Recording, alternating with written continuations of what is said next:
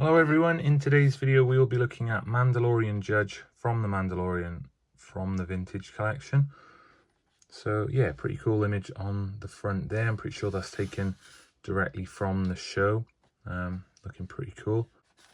And then on the back there, just got a bit of information there, VC321. So yeah, we'll go ahead, open this up and take a closer look.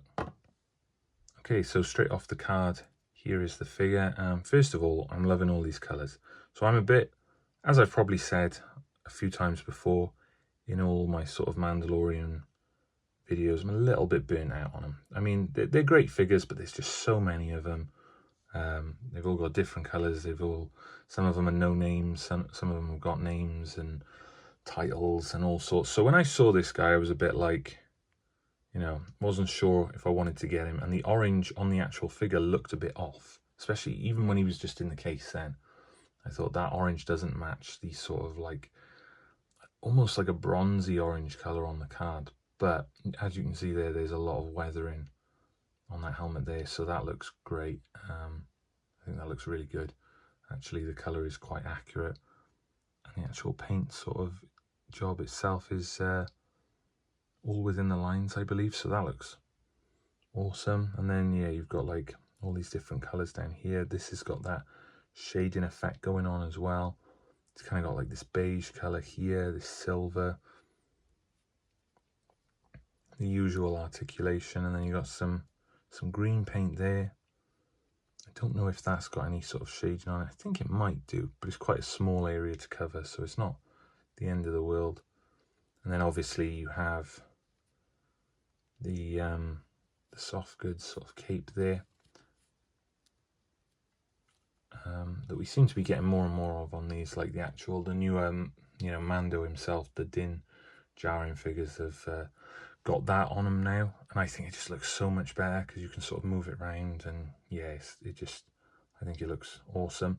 So yeah, it was mainly the colors that sort of attracted me to this figure. I think he looked pretty cool in the show. He didn't do an awful lot, kind of just stood there and judged over that little like sort of fight, I guess, between Grogu and the other kid, but he did look quite cool. And so when the figure came out, I was kind of like, it's another Mando, but this one does look quite awesome. I quite like it when they've all got they've got different colors on, you know, like they've just sort of pieced the armor together and it's not all one set.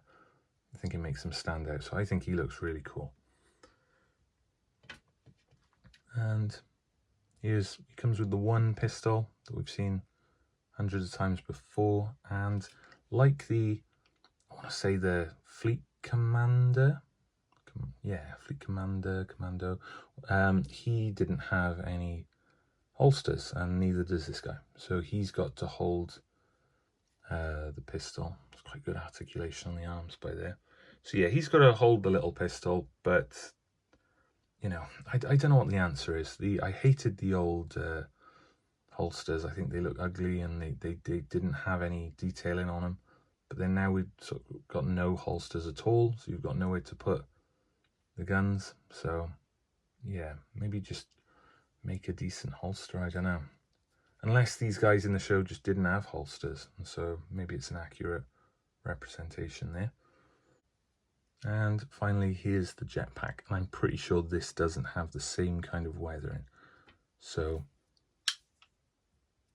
that is like quite a bright orange. I mean, it's the same orange, but just it's not been sort of dulled slightly by the weathering, so it does kind of look a bit new, maybe a bit bright, which is what I thought all of the orange bits were going to be at first, so I was quite relieved. And I mean, that's going to go on his back anyway. There are holes for flame effects in this one.